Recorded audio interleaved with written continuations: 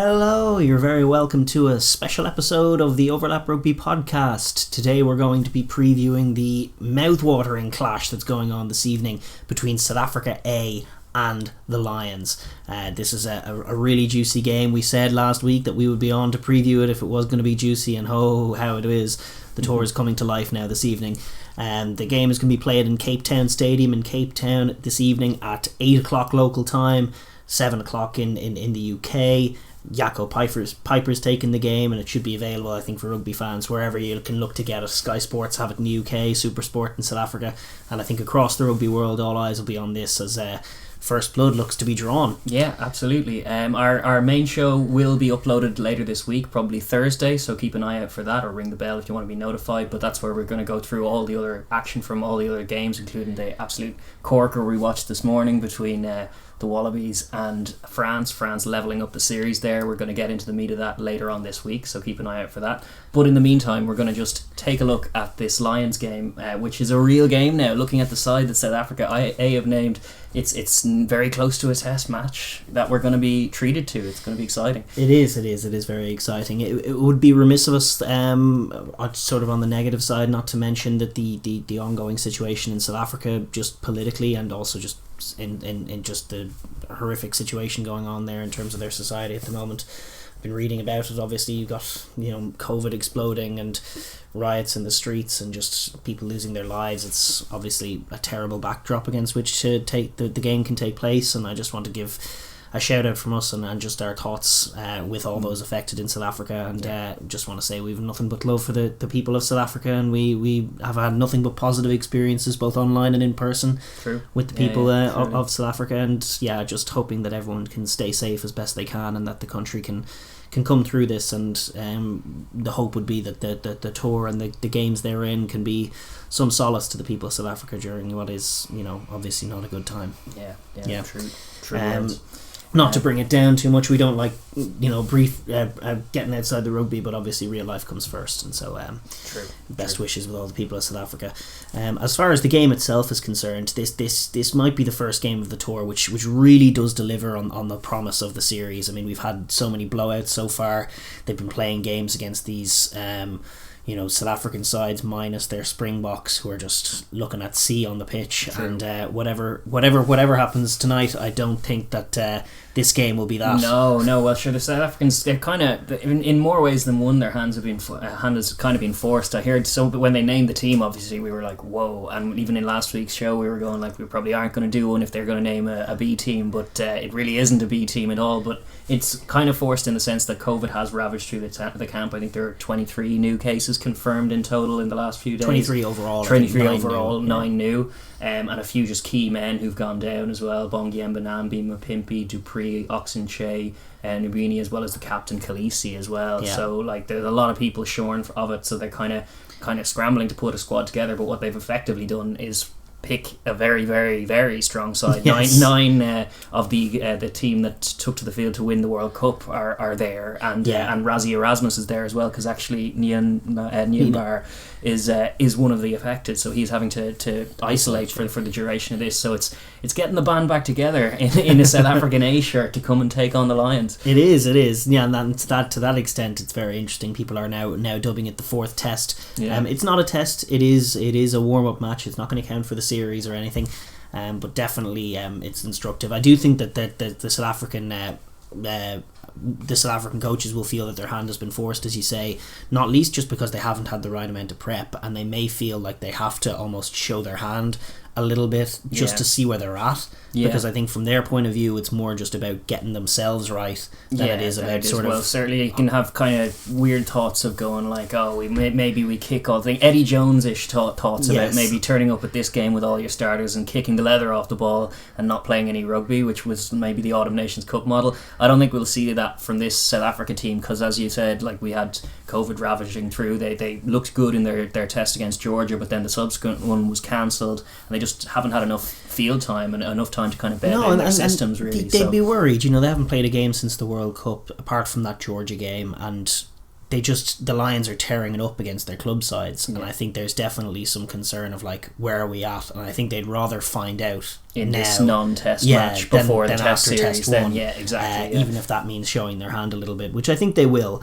and it will be instructive to see exactly how they go about this. How they're going to be much the same as far as a Bok team, or are they going to shake things up and play with a different sort of defensive style, maintain their width a bit more, or maybe play with more offensive vigour. They were spreading the ball very nicely against Georgia with Peter Steff in the wide channels. They do still have all kinds of danger out there, as we'll get into when we look at the teams. But I think it'll be a built on defence kind of showing with Razzie at the helm and Am as captain stand in as well. That's it's a kind of indicative of a defensive mindset, I would say, that they're going to try and not just defensive, just physical mindset. I think they're going to kick and smash and they're going to tackle all day, and we will get into the dynamics of the game itself. But from the Bok side, that's sort of the intrigue there, and the overall, obviously, just a crazy backdrop in South Africa, a crazy backdrop for the Lions, and huge pressure on them as well to.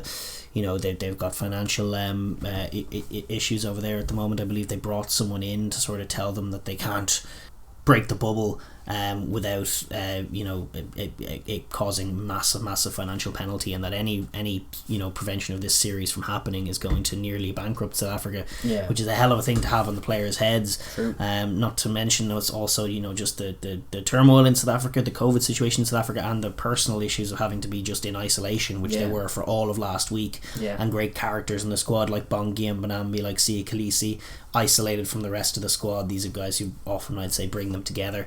There's massive challenges for South Africa, and as delighted and as privileged as they'll feel to be able to take the field now that they've had all that, have gone through all that, it will be telling as far as where their mindset's at, I think, in terms of what kind of performance you get from them.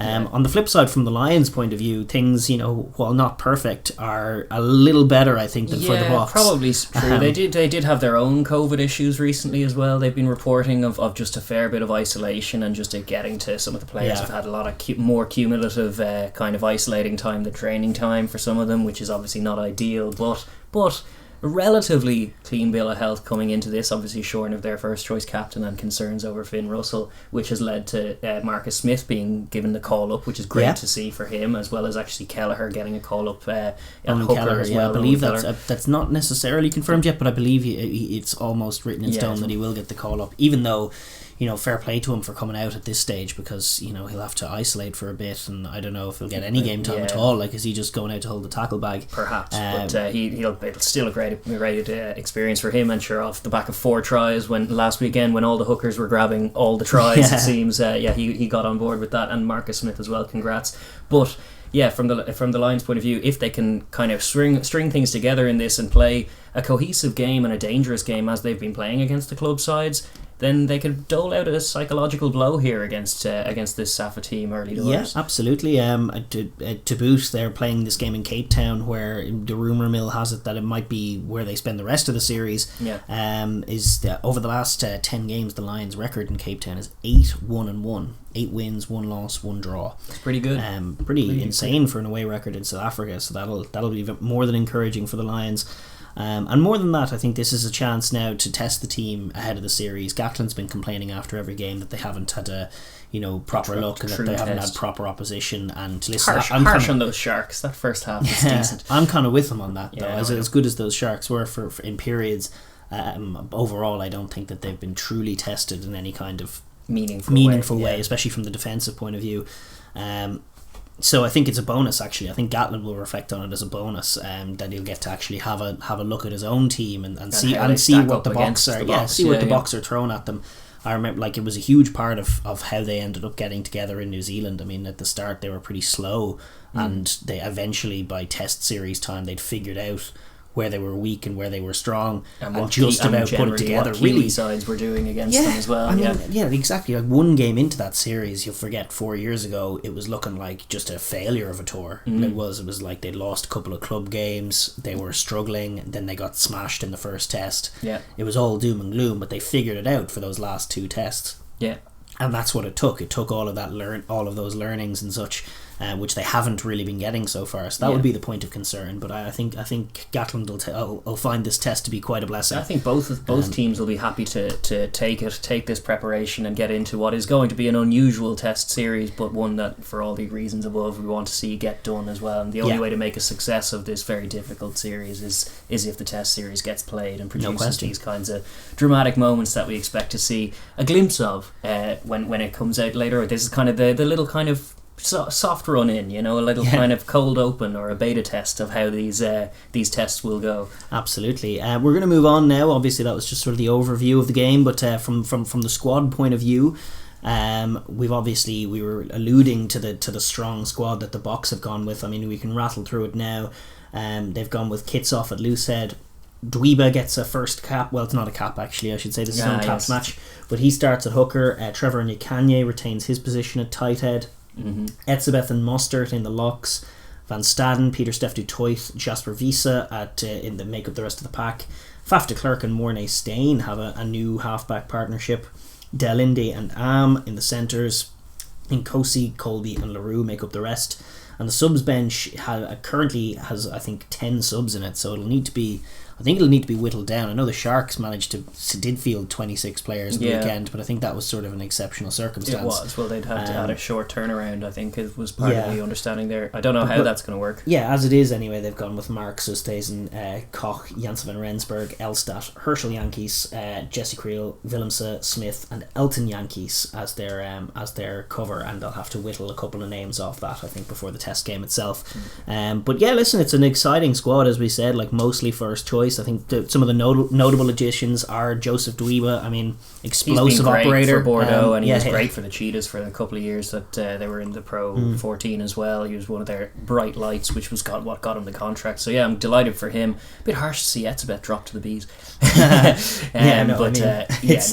There's this is not a strong spine with Faf there pulling the strings, who we've branded the heartbeat of this South African team before. It'll be good to see him back on the pitch, and they'll hope to set a tempo through him and get forward runners onto it. And then Mornay Stain, 12 years on from his antics in 09, he's really painting legacy vibes. And to be honest, there are worse options. Like looking at these 10 stocks outside of obviously Pollard and what all of the kind of turmoil, the 6-2 split that he arrived at as a solution for not really wanting Elton Yankees in his matchday 23 because he didn't want to use him. Ultimately, he went with Franz Steyn in that World Cup, and there's other people, heirs apparent, who haven't really impressed. Even guys like Kerwin Bosch in that Shark series didn't really put his hand up to say that he's at Springbok level, whereas Mornay has. He is old, but he's been playing a great season with the Bulls as well. And when it comes to test series, I don't know. It's not impossible that you see Mornay. It's certainly not impossible. My instinct would be that they're going to go 6-2 split again, and they're going to have either Franz Steyn or Willemse in that utility back position, along with Herschel covering the two guys covering backs on the bench would be my instinct. But if Pollard goes down, or if Pollard, he currently has COVID, if he doesn't recover right, or if he has an injury, they might well go with Mornay straight in over bringing Willemse in or Franz Steyn in, and keep them as I think Elton could be behind Mornay now. In my books, he would be. But this is a great opportunity for him. It's as well as being just a great opportunity for the bulk and spine of that team to get to grips with themselves and get together. I think this is a great opportunity for some certain additions. I mean, we talked about Dweeba as well. Marco van Staden, who everyone's been loving for the Bulls, he's been a phenomenal carrier and defender, just an energy machine. Be very interesting to see how he goes at this level. And his soon-to-be clubmate in Leicester, Jasper Visa, beat the most defenders per minute in the Premiership this year. Really physical guy, good ball carrying number 8. He gets a chance to impress. And then the other one I would look at is Trevor Nyakanye, who at the moment is very much just keeping that tight head jersey warm for Franz Malherbe. He struggled with the Georgians. He did for much of that game in the scrum, himself and Oxenche. There's so much depth at tight head in South Africa. I think he kind of needs a big game, and it'll be very interesting to see how he goes against Wyn Jones, who is not the most explosive scrummager the Lions have. No, it's true. He's playing for his place as well. And you have Koch to come in on the bench as well, so that's just super competitive, that tight head area. And just to be honest, the front row as well in general in the Springboks is exciting. I'm excited to see Nkosi on the left wing as well. It was one of the pairings, the back three pairings that we kind of mused on could have happened in the World Cup, but we didn't really see it was Nkosi on one wing, Cheslin the other, and that's right, and Billy LaRue. But obviously with Mapimpi out now, we get to see it, and Nkosi is fire as well. He's super quick, and Cheslin needs no introduction, and Billy LaRue is one of the more experienced elder statesmen tasked in this team, as we know very well, tasked with kind of accessing those wide men. He's the last pass man to put those guys into space, and it's a lot hinges on his performance, and there is competition for his place, so this is a good Fassi's debut was incredible. I know it was on the wing, but he is a fullback by trade, Fassi, and you'd wonder if Razzie and Nienaber haven't had a thought about him over Vili, but at the moment it's Vili, and obviously he played well recently against the Georgians. He drops it on the toe a little too much for my liking, and did in that game too. Gives up cheap ball, but that said, he's a quality player, and he was in fine fettle in Japan and has the jersey for the time being. From the Lions' point of view, they've also gone with a bit of strength. I think they might be a little caught on the hop by this box side. I don't know if they named this team knowing this kind of team did come out before the Buck team, didn't it? And as well, Gatland in his press conference said I just saw that Buck team there 5 minutes ago. They've obviously gone with a strong outfit. It was like, he didn't see that coming. Indeed. So there's potential for them to be caught on the hop, but there's plenty of potential in this team as well. And I think everyone in it knows test level, high level test team. Even still, even though he is probably a little vexed at not getting one up. He normally likes to get one over in the selection process, and when one gets done over on him, it does irk him. No question. But like the likes of Furlong aren't in the team. The likes of Robbie Henshaw not in the team. I know he's still recovering. No Stuart Hogg, no Liam Williams. And yet, if these guys can go out and deliver a performance against a de facto box team, they're going to have a very strong case to make for themselves that they should be in the test team. The lads who are given the nod: Wyn Jones at loosehead, Ken Owens at hooker, Sinclair tight head, Itoje and Henderson in the locks, Josh Navidi, Tom Curry, Toby Falatau make up the back row. Wouldn't be my first choice, but if they deliver, I think all these back rows are so close to each other. Murray's the captain. He gets his first start as such, gets to lead them out. Bigger than at 10, Aki and Harris at 12 and 13, which is a good balance to it. And then the two Welsh Lightning on the wings, Josh Adams and Rhys Sammet, along with Anthony Watson in a very pacey back three combination. Very much so, so that is very, very dangerous dynamic out wide. The bench then, we have Luke Cowan-Dickey, Mako Vunipola, Xander Fagerson covering the front row, Adam Beard and Ty Byrne and Sam Simmons, so it's a 6-2 split. Lots of rangy forwards to come in, with Garrett Davis and Elliot Daly obviously in as utility back. Potential kind of insight into how things could go. Elliot Daly obviously putting his hand up as a useful kind of fellow. He's played some minutes at 13, 15 and on the wing thus far he's brilliant. And at scrum half actually when Murray got Simbin. All of that is true, and I do wonder if it's a sign of things to come, and if they're going to fight fire with fire on the 6-2 front.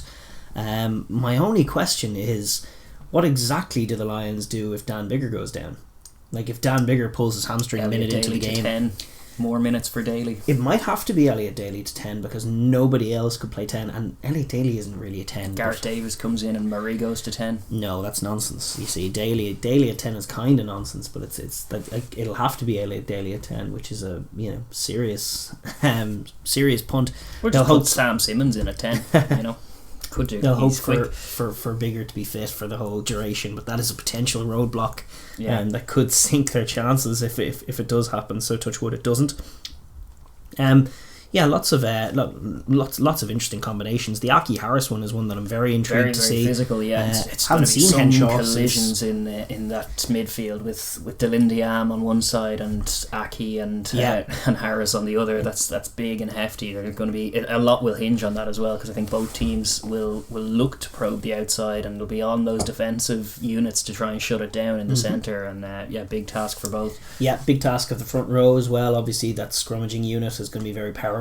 Sinclair has been doubted by Gatland, and he's got the chance now to prove him wrong up against Kitsoff. He never got a chance to have a proper go against that Safa scrum in the World Cup final either. That's true. He went down it was a minute into that. Exactly. So he gets a chance to go at them, and Wyn Jones and Ken Owens, the Welsh duo, just in the Six Nations they weren't that strong a unit scrummaging wise, so it'll be interesting to see if they can hold up against the Locks. Itoji Henderson is a big hefty lock partnership, and they are up against they're not actually as big as Mostert and Etzebeth. No, they are not, but it's a massive engine rooms on both sides, so the scrum will be a pulsating battle, and one that the Boks will certainly be targeting, so it's one that the Lions will be aware of. And then the other one is the back row. I mean, Navidi's on a free one in my mind. I don't think he's at the moment in contention for the test squad, but a big performance from him, and who knows, you can have those don't argue performances. But the real one for me is Faletau, who we've been sort of trying to light a fire under. He's been not great so far in the tour, and he's been missing tackles, but he gets a chance now against a fully fledged Bok team. I think he's in his right position. He's number 8. He's got a workhorse in Curry inside him. He might have a bit of freedom to roam and deliver like a true Faletau performance, and they'll need that in the wide channels. A try out in the wing, dotting it down, kind of or getting an offload away for Adams, probably. Yes. It's statistically likely that it'll be Adams on the other side of that pass, but if you can get into those kinds of channels and get the ball away, then that's what you want to see from Faletau, from football and wide attacking. He did it 4 years ago. That's part of that, and Warren Gatland does remember those kinds of things. Totally. Why do you think Murray's captain? Because he scored the try in the second test. Those are the squads, an overview of them, and we're now going to just take a look at sort of the game itself, tactically from the point of view of each of the two teams. And we're going to start with the hosts. That's the non-Boks, the South Africa A team.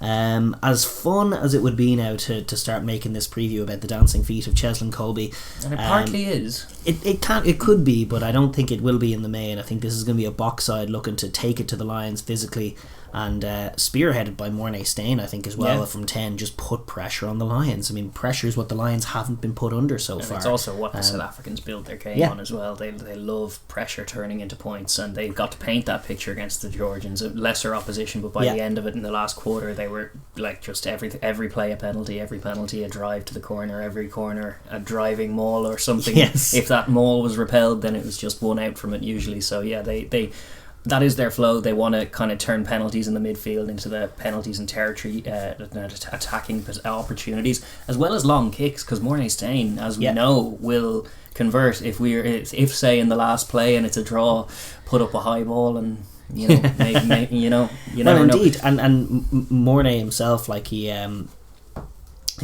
not averse to doing the big bombs the big bombs from centre field.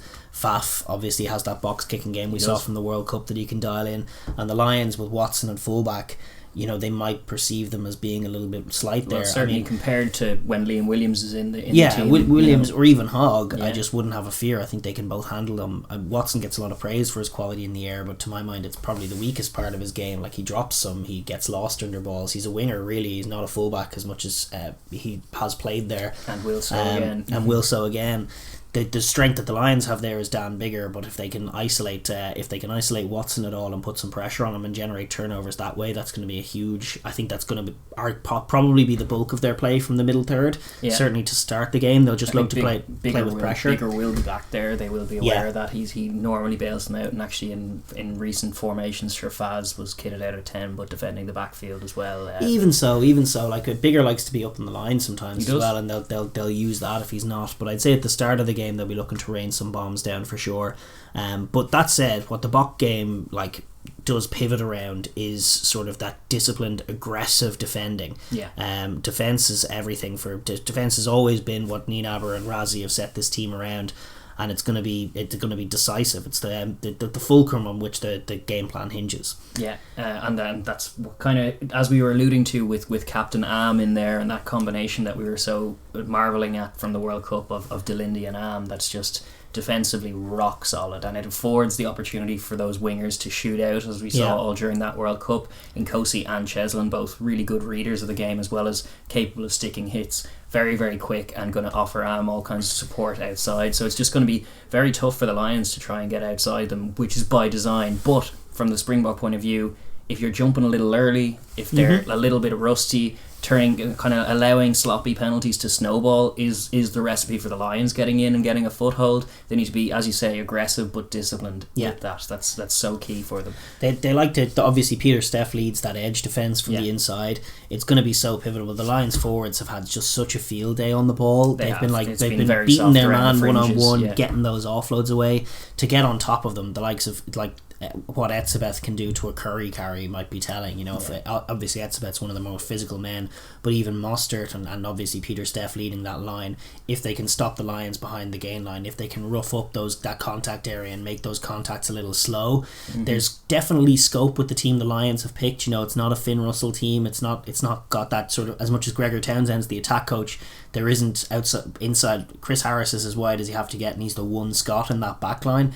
Like, Murray will recede, I think, just knowing him as we do. If you can get on top of him, if you can keep the ball slow. Or if Peter Steff can apply enough pressure to Dan Biggar that he has no time, that they're forced to play off 9, and then that's into the guys. And the Lions will be comfortable enough, especially at the beginning of the game. If they're being repelled, they'll send a kick up, they'll try and be patient themselves, but that's the initial picture for the Boks, to just stop these rampaging Lions from getting on top of them as they have been their club sides. Stop them behind the gain line, make the ball slow, and I think Murray and co will let up and kick the ball and try and just relieve the pressure that's on them, and that's the first part of the map picture. The pill in the air then as well, because as we highlighted as well, one of the perceived weaknesses of the Boks now, it's only a minor one, is the vertical challenged nature of their back three. Cheslin probably being the best the most accomplished in the air, but also physically small in stature. So in terms of fielding the bombs that come in, they will need to be alive for that.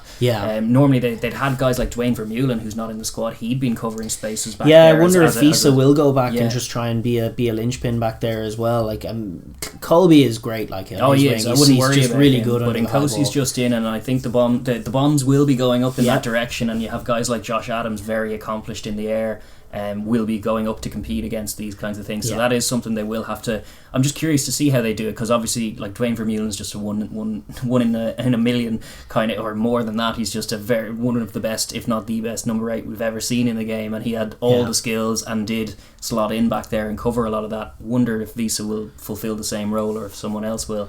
But something to look at. Villy LaRue's performance pivotal back there as well. True. The Lions, as much as they might target Watson, the Lions might look at Villy, and still has to do a lot of job. It's the main part of his job on the defensive end is like all you're trying to do with that pressure is force the kick, and then when the kick comes, you got to expect for it to be a decent kick, and you got to deal with it.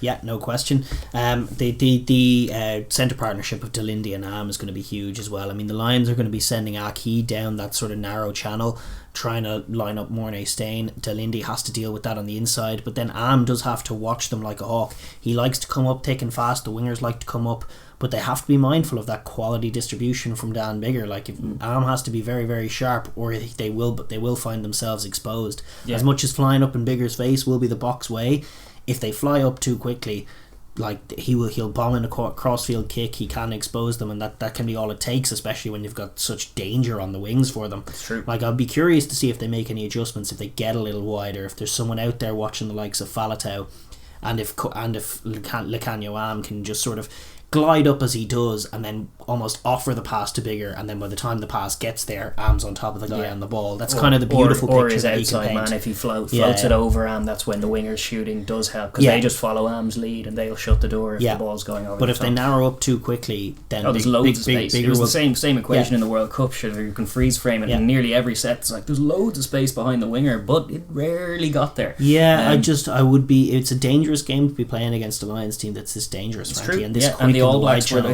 the ones that found the tries in that World Cup, and playing a similar kind of high tempo, offloading, attacking game to what we've seen from the Lions so far. Obviously we've caveated the fact that we can't learn too much by the lack of opposition when they are. If the Springboks do accomplish their plan A of stopping them at source and then forcing the kick, who knows what kind of spectacle we're in for there, because we will see a Lions side responding to a different kind of pressure. There were little glimpses in that game against the Sharks, the second game in the first half, which was 26-all at half time. Like, the Lions did struggle with the defensive pressure of the Sharks. The Sharks did turf a few passes, gave a try away from a pick, one from a turnover in the wide channels. A lot of defensive tries for the Sharks, which is their MO, but also the Springboks MO. Truly. So it's another test like that, and they obviously righted the ship. The red card helped. You kind of didn't get to see the answer to what is the Lions adjustment, because before long that game was over. But I think this game will take a shape like that, but these Boks will have a bit more stamina to keep it going. So we'll learn a bit about the Lions as well. Yeah, no question. And obviously in games like the Springboks want to play, where defensive pressure is everything, the set piece just ratchets up. There's going to be a lot of kicking in this game. So important. Defenses might be on top, and then really, if you can get on top of the line out, if you can get on top of the scrum. We talked a little bit in the context of the squads about the scrummaging dynamics. I don't think either team has their best front row out, frankly. But Kitsoff against Sinclair is fairly box office. It is. And that, like, if Kitsoff can get on top, if Inyekanye can cause Wyn Jones some problems, and if they can just get that power game coming through in the scrum and get on top of the Lions, as it was against England in the World Cup final, the game could hinge right there, It's true. And likewise the line out, Maro Itoje is one of the elite defensive operators in terms of shutting down mauls. The Springbok maul is magnificent. That's a dynamic that's going to be make or break, I think, from the point of view of both teams. But the Springboks, they need that set piece humming. They're going to want their maul, they're going to want their scrum. That is, bread and butter as far as the Boks are concerned. If the Lions can get any edge on that, then that's a huge in for them. They don't have as many kind of their line-out operators. They do obviously have Byrne and Beard on the bench as well to come in that set piece, but a lot will hinge on Itoje and his kind of maul defence, as well as Big Ian Henderson, who can be a nuisance in there too, but up against a very elite line-out unit as well. That set piece so important, because the Springboks, when they're looking to turn the screw, will be going to the corner and looking to set up and launch off mauls and kind of just draw in all those forwards before finally unleashing the backs out wide. Is the Springboks very simple, very fundamental rugby that they're trying to do, and the Lions will have to be aware of that and try and repel it.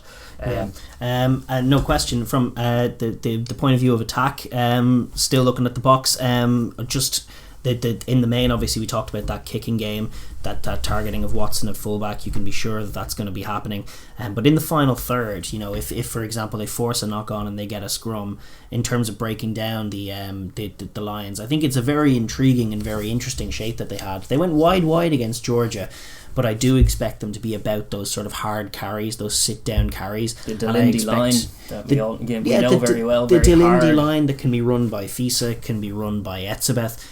I think the real key to getting the rhythms of the offense going is Faf de Klerk. Obviously they want to win contacts, but they want a few options, picking hard lines on soft shoulders, and then Faf to pick the right one. And that's going to be the bulk of the offense. I think Mornay Stain will be sitting very deep, which he does. And actually you saw a couple of times back when he was playing at 10 under Heineken Meyer how that sort of deep play of Mornay's can kind of work, and it can allow them to access the wide channels if they can sit down the Lions narrow for a few phases, generate a bit of a rhythm, have Faf set that tempo, pick those right passes, and then every once in a while just float it back to Mornay, who's going to just sit deep and throw a skip pass, and they're going to go straight to the wide channels. And that, there's a potential lovely home to that Springbok offense if they can keep the tempo high, and Faf is great at that. He's the hit his men, right. Hit his men running short, suck that Lions defence in, and then all of a sudden just float it back to Mornay. He's going to float it wide, and what they had against Georgia was a roving Peter Steph du Toit on the outside of that 13 channel with killers on the wings, which they might have again, and that was a lovely little offensive difference maker against Georgia. It was, and it would be here as well. That's a matchup for anyone. It's a really, really dangerous prospect, and you'd trust. Like, it is Faf who is going to be driving that tempo, as you say, and he'll be the key man in terms of they'll mostly be off 9 and they'll be working off 9 a lot, and if they're repelled, off 9 but can be quite wide. Exactly. Faf can whip a pass very flat, very fast, and very hard. So it's like you can have multiple runners off 9, and then it's on the communication. It'll be interesting to see if Mornay and Faf can get that telepathy, because it'll be on Mornay. He'll only want it when it's on. He won't really want it when it's off, and he will have. He doesn't want to take any contact. He'll maybe have Dillindy to bail him out if it gets as far as him and it doesn't turn out it's on. He'll probably just ship it on to Dillindy to crash up, and then Oram, and then go again through Faf. But he wants to get it in an option in the pocket, and a chance to flip it wide, find either LaRue or one of the wingers directly, or drop it on the toe. He has a very educated boot on him as well, so they will kick territory if they stall through. And they might even kick drop goals if they stall in and around that 22 area. I wouldn't be surprised. Would never be caught kicking drop goals. I wouldn't be surprised to see Mornay drop in the pocket once or twice as well. But it will be interesting. It'll be interesting as well just to see how effective they can be from that sort of 5-out area. Are they going to move wide? Offense. They might not need to, but that's sort of... It's been one of the stats of the year. The more telling stats of the year is the time in 22 versus points, the conversion rate. Wales had the best one in the Six Nations and won the competition with it. You saw France this morning just going back, had a very, very clinical one against the Wallabies and won that test. It's become very important to make your chances count in the modern game, and the Boks will be looking to do so. At times it's become tough to score when you're close out, and I definitely think those goal line stands will be a telling factor. From the Lions' point of view, just looking at them, obviously it's been joué so far, but I think we're going to get a real insight for the first time as to what sort of the plan is and what the true rhythms of this offense can be. I mean, they've got such danger on the park. They've gone with speed in the back three.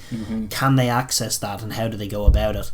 It's going to be very, very interesting. I like it where we started with the defense with the Boks. I'd love to start with the offense with the Lions, because I think that's the fulcrum. I think it's been what we've seen from them more because I think some of the defense hasn't been ideal. They've shipped a few tries they'll be annoyed about in those opening warm-up games, but really it's been about offensive vigour, and it's been all the stories being Josh Adams and all of these guys getting on the board in ridiculous fashion. Well, every winger now I think is dotted down. After Anthony Watson managed to break through in the last game and looked very, very good in the open space. There's no doubting they have a lot of weapons, a lot of high quality weapons out wide. If they're put one-on-one or even just in a bit of space, they will try and convert that. They have, as you say, joué. They have shown a willingness to try and keep the ball alive thus far. Even the forwards have been throwing little offloads, a little ruck avoidance strategy, which isn't a bad strategy against the Boks at all. Doesn't give the jacklers or just the harassers a chance to make a mess of the breakdown. And they can be slow to fold. If you find a little half break in a seam and you're able to keep the ball alive through that, from a Lions point of view, it just means they're slower. They're especially a Boks team that's out of rhythm. There's no question about that. I mean, it's going to be all informative in many ways to see what they do in different parts of the field. Obviously that middle third is when we talk about set pieces in the middle third. How do they look to access the wide channels? Do they get the likes of Faletau onto the edge and trying to be that linchpin, that link man between Navidi, who's forwards and backs, the pitch as well, very effective out wide too. Navidi for sure can do that off a shortened line out. But more is the point as well, the Boks are going to be looking to sit them down. I was watching them against Georgia again. They do have two very distinct fulcrums in that defence.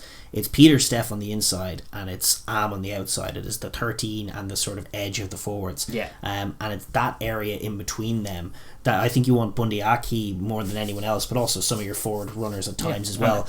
But Bundy Aki in particular, those hard lines that he's been cutting so well so far in the tour, if he can cut a line, really beelining for Mornay Stain if he's at all in the back line, then that forces maybe both Steph Detroit and Lindy to compress in on him a little exactly bit. And Am then to come in further. But exactly, if they can just punch that hole between those two fulcrums, get outside it, be it off 9 or off 10 between Murray and Bigger, just get Aki sitting down that Bok defence on that on that short line, and then getting around the corner quickly and punishing them for being slow and maybe catching them offside, or just catching Am a little narrow if he's had to narrow in. Forcing him narrow before going wide is the recipe for success, because you've seen if you go wide and he's still out there, 9 times out of 10 he shuts it down, even more than that, to be honest. He shuts down the majority of those. If you see the Lions struggling to kind of go off 9, if they're playing slow off Murray and hit up, no real momentum, and then they kind of probe wider, that's when you'll see Am just shut that up, because it's just there's no momentum, you haven't compressed any of the defence, and he just has the chance to do what he does. Your point about the Bundy Aki kind of tracking line, it follows through. Every Warren Gatland team we've seen does value that line itself anyway as a default tactic, and he's been one of the best ones on tour at running it, so it'll be important to see if they can I'd expect to see it a lot. I think Bigger is the fulcrum again of he's the what all of this hinges on. But I would like to see him given a bit more space and time. He loves the rough stuff, he loves the hurdy-durdy, he loves to maybe truck it up, and then if there's nothing on, he'll take a contact, a bit like Pollard sometimes. He sometimes gets a hand-free post-contact, but it is a Bok team you're facing, and you're still a 10. No, exactly. and with Aki in there, without a second distributor really, because Watson is he's a finisher, he's a winger really, instead he's not a distributor from fullback, and Harris can be a distributor, but he's probably more of a defensive 13. He's certainly offensively very competent, but I wouldn't think of him as a distributing 13. So Bigger being the sole distributor outside of Murray, I would love to see him take less contacts than he usually does. I'd love to see Murray get more width in his passing, a la Faf. Maybe Murray be the guy to give that pass to Aki, or those little loops with Murray, if you can get away with it at all. If Peter Steff's busy occupying Bigger, you can kind of try and get 2 touches for Murray and go a little wider of the ruck that way. Exactly. These kinds of little middle plays, because you have to make the most of the distributors you have. Yeah, and I want Bigger sitting deep, a little deeper than usual. I don't need him sitting in the pocket the whole time, but I think he needs to be a little deeper, just as an adjustment to what the Boks try to bring. Yeah, just because what they tend to, they can be even fractured sometimes, but it is all about line speed and pressure.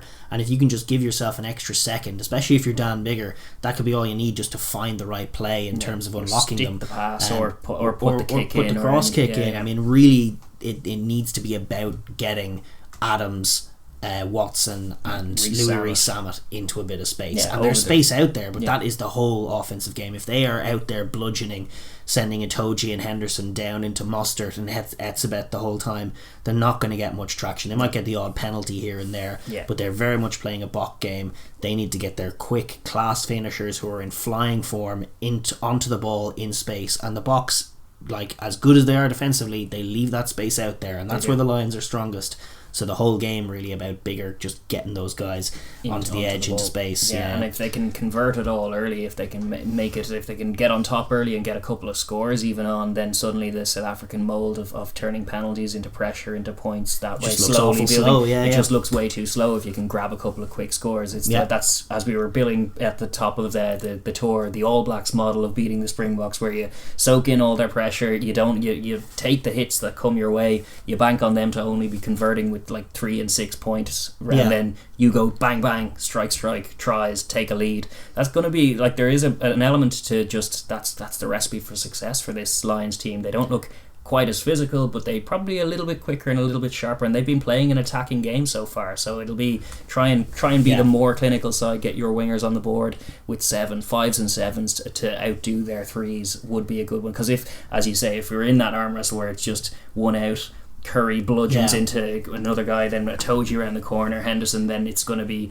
you're going backwards, Murray box kick, and then Boks do the same, Faf box kick, and we end up seeing that the Wales game instead, where it's just both sides just running into each other, brick walls either side, box kicks in the middle third, the odd penalty here or there, and it's decided by ultimately a penalty at the end that just which could be the way it plays out. Murray, and I don't doubt that Murray and Bigger's kicking game is going to be vital here, and their capacity, the capacity particularly of Dan Bigger, who's just so important. If he goes down, it is over this game, I think. But like his capacity in the air is going to be huge. If he can pull off the odd, and they just generate those entrances, those rare entrances. He's done it against the Boks before, actually. I remember him doing that in the World Cup 2015, I think. Where he did chase his own up and under, gather it in the 22, offensive drive, try, back in the game. He's got that big game clutch as well, so if they're more than a score down, which is also possible, I think this Lions team, and I think generally this Lions squad, are well placed to come back from more than a 1-score deficit. I think they can strike quickly. They've shown an ability to do that, and with the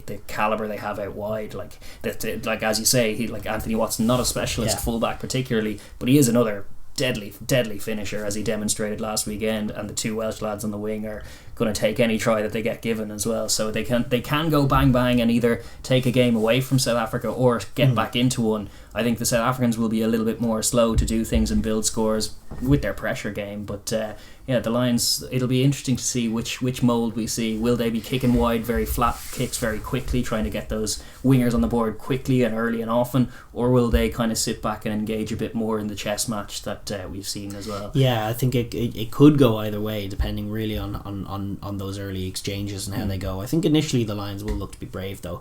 We spoke about the set piece already, just looking at the forward packs and the scrums. I mean, we covered it when we were talking about the Boks, but I mean, that obviously a huge area. Curious to see how that front row goes, and a big job for them. And at the defensive maul end, I think Itoje, as we said, is just the main man for it. So, but then it's so there interesting are other guys to see as his deputies, guys like Curry, guys like Henderson, who are very effective in counter mauling as well, but Itoje is the one who will spearhead it. I just think it'll be so interesting to see if he can get on top of them. The Boks are such a well-oiled machine in that area. They got Peter Steff rising high. Dweeba's a new guy. Dweeba's a new guy, exactly. And if they can get on top of him, it could be a very interesting game. Obviously, later in the game, Malcolm Marks comes in. Maybe steady that's that ship big a little if impact. It's going. But I'd be very, very curious to see if Itoje can one up Etzebeth, or if he ends up overplaying his hand and giving away penalties. Could be just a huge area of the game. And if they give the Boks clean ball and don't stop their maul, obviously they'll be punished all day. True.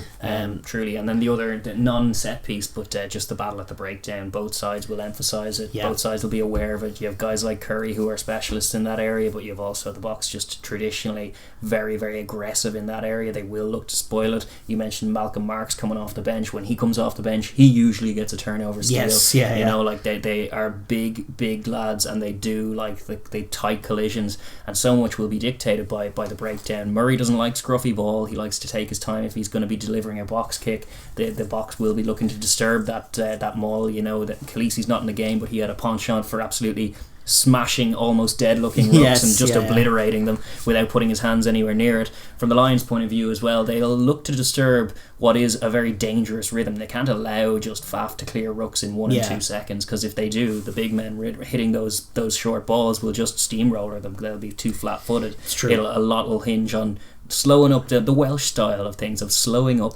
that breakdown just by an extra second. Ken Owen's hand just in there for a little second, and then it's a little slower, disrupt the rhythm. There will be a strategy from both sides, and it's another one. It's just who's going to get on top. You'll tell from the first few collisions maybe, and for large periods I think they'll just be cancelling each other out with big plays either way. I couldn't agree more with any of that. And obviously the collision game is massive as well. You know, we talk about rugby being such a massive collision sport, and none of the best laid plans will come to fruition. It's the Mike Tyson thing. Actually, the Saffas do have a Mike Tyson-ish mentality. Like everyone's got a plan till they get hit. Yeah, exactly. You know? If Etzebeth or Van Staden or Fisa are just beating Lions defenders 1-on-1, they're going to find it extraordinarily tough to defend. They won't be able to defend them unless they can repel some of that. And as far as the wide defence, they do have to be conscious of this roaming Peter Steph quality that's come into the game. If he's going to sit a guy down in the wide channels and then offload to Colby, that's probably a good night. You know, they might have to put someone on him, someone like a Curry or something. Navidi maybe out there. Yeah, they're going to need someone, because I know they had the Box kind of had Peter Steph on one wing and Khaleesi on the other, but Peter Steph was the real danger man. And I suspect they'll put Van Staden or Fisa on one of the edges as well, just to link up with those wingers and be that sort of really dangerous, strong back rower next to lethal winger. What do you do from a defensive point of view? But the Georgians were doing okay against Peter Steph for a time, and they are good defensive centres, Kvesaladze and Sharakadze.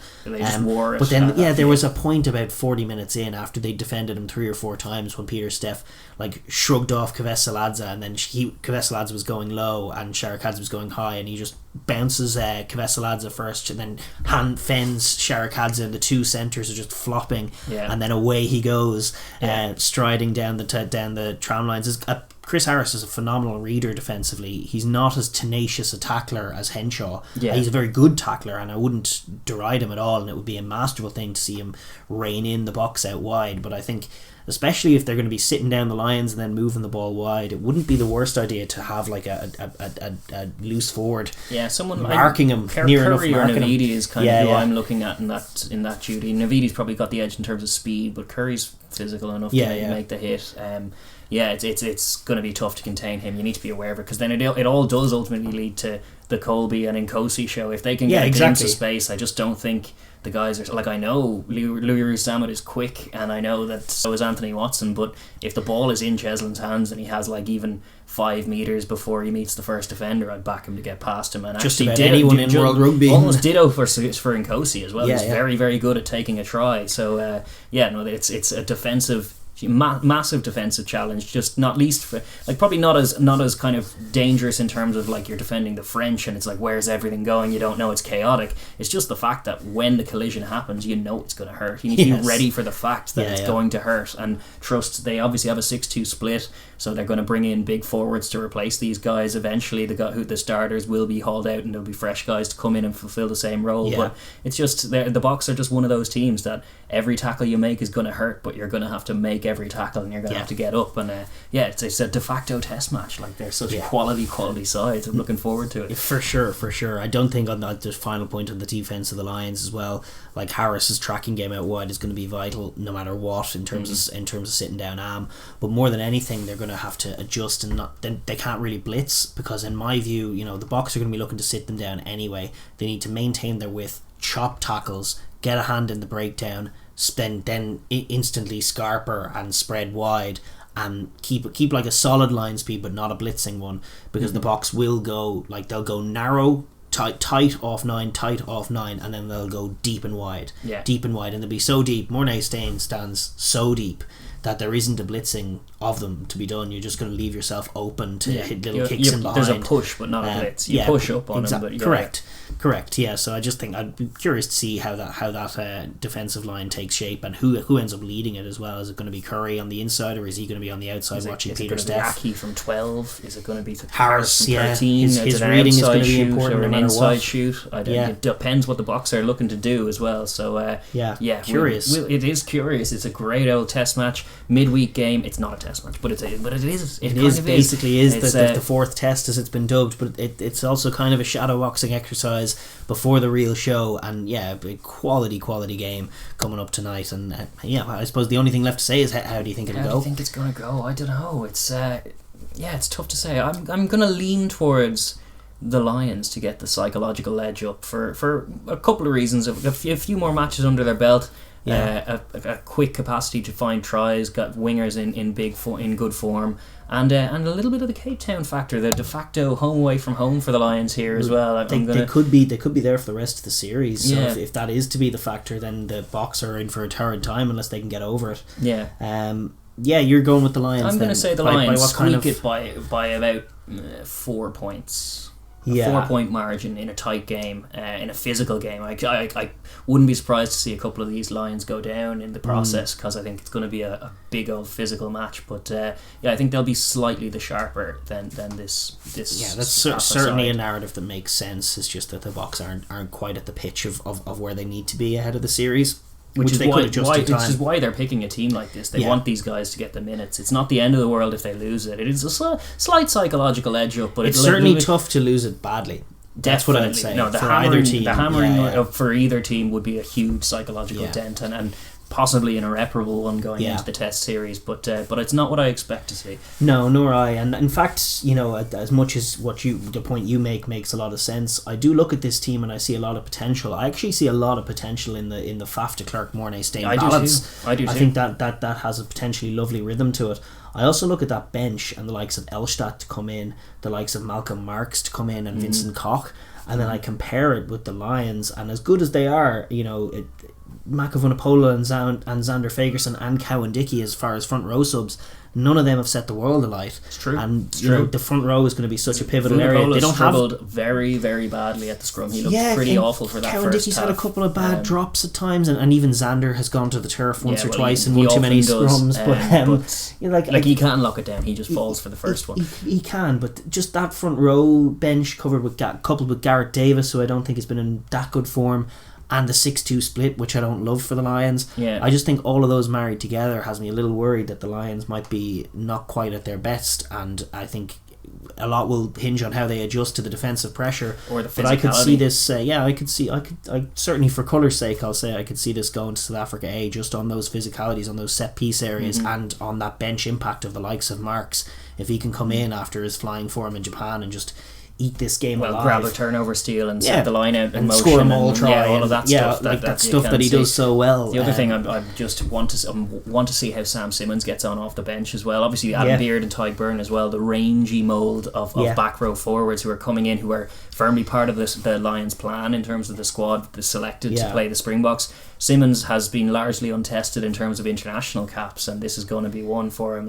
When he's very quick, if he feels the first contact, it could knock him back on his heels. We don't know. That's it. There's a lot of, this is where my concern draws from, is that there's a lot of speed and dexterity in that sort of loose forward trio on the bench, but actually what I don't really see on that bench is someone like a Tyg Furlong, who can just come on and or even a Johnny Hill who can just right a physical ship when they're if they're physically deficient. Courtney Laws, Courtney Laws would have been a great idea. Yeah, exactly. Just someone to come on and right the ship if they're losing the physical battle. Bullied, if the guys are. Whereas actually, Beard, Ty Byrne, and Sam Simmons, while all quality in their own right, none of them will do that for you. I think unless they come in for Navidi, then you're sacrificing some weight in the back row if they come on for any other guys other than that. Maybe Faletau, actually. Faletau's not that heavy, but he's heavy enough. But that's the only point of skepticism I have, is that maybe the Boks or the South Africa A's edge it in that department. No. But either way, I think it's going to be a thrilling contest, and I just couldn't look forward to it more. let us know down in the comments which way you think this one might go. What are you expecting to see? And what can be gained from such a game as this on a Wednesday evening, and where will you be watching as well? Yeah, let us know down below. Obviously as well, keep an eye out for, as we said at the top of the show, our main show will be out later this week as well. Keep an eye on that. But Thursday, I think we're going to try and have that one up, and we'll have all of the summer stuff there. We'll have a review of this game as well. So be sure to subscribe to the channel. That helps a lot. Click the bell, get notified whenever we do upload. All of that good stuff, and like the video as well. That does well. That does all of that stuff is good for the channel. Absolutely, you don't need to smash it though. I actually told people to smash the like button, and then a few of them broke their computers. We've had complaints. Yeah, I know. So you can actually just click it. It's fine. Yes. Ding. All right. We'll see you on Thursday, guys. Goodbye.